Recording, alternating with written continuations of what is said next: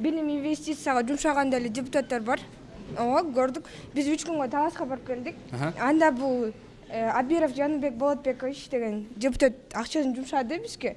23 окуучуга Ленин районундагы. Ал жаш эле ага экен, ал өзүнүн күчү менен эле келген, акылдуу, билимдүү эле. Анан эмнеге биз өзүбүз аракет кылсак бардыгы болот деп ойлойм. Анан бирөөгө эле шылтап, бирөө күнөөлүү деген болбойт. Бүгүнкү күндө жаштар ошого биз китепти көбүрөөк окуп, анан бардыгыбыз барышыбыз керек. Себеби жогорку кеңеште болобу, жогорку жактарда ар бирибиз илимибизди арттырышыбыз керек.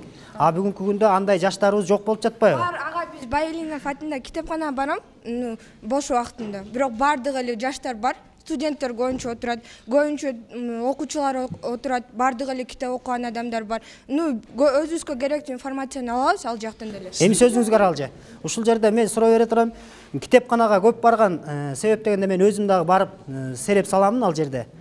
Ал жердеги жаштардын көбү эмне үчүн баягы артына отуруп алып өзлөрү интернет чукулап отурат да. Анан бака-шака болуп отурушат. Бул эмненин себеби? Окушпайт чынында. Ал жерде отургандар алтында 2-3 гана жылуу болсо керек да, Wi-Fi бар. Илгери чайпайың бар дешсе, азыр Wi-Fi бар деп ошол жактарга барып калбадыкпы? Ошол нерсени бүгүнкү күндө тыйышыбыз керек да, чынын айткандачы.